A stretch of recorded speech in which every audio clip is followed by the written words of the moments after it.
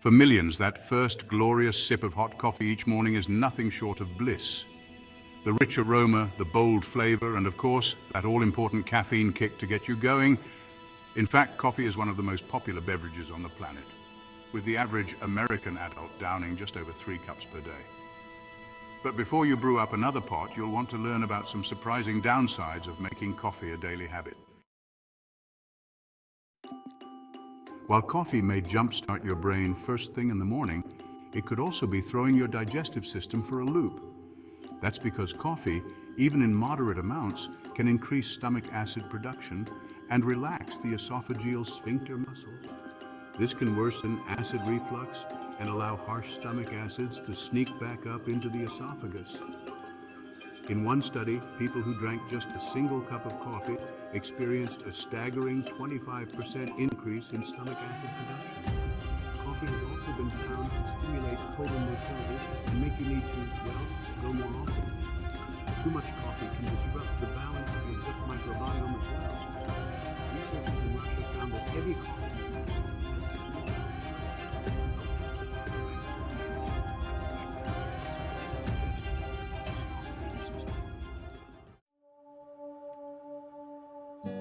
In addition to potentially harming your gut, coffee's effects may also reduce your body's absorption of certain essential vitamins and minerals.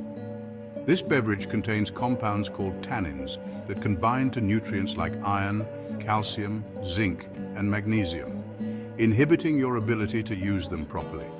In fact, a study found that coffee decreases iron absorption from food by a whopping 60%. This effect appears to be strongest when coffee is consumed with or around mealtimes. For anyone battling low iron levels or anemia, making coffee a daily staple could exacerbate or even cause deficiencies.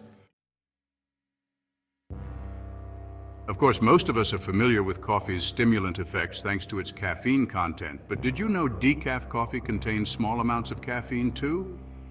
It turns out that even those caffeine-free cups could potentially sabotage your sleep.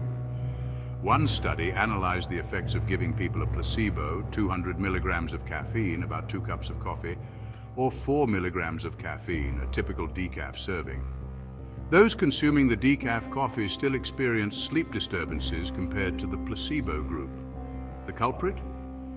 While decaf brews generally contain less than 10 milligrams of caffeine, research suggests amounts as low as 0.3 milligrams can impact sleep quality and length over time.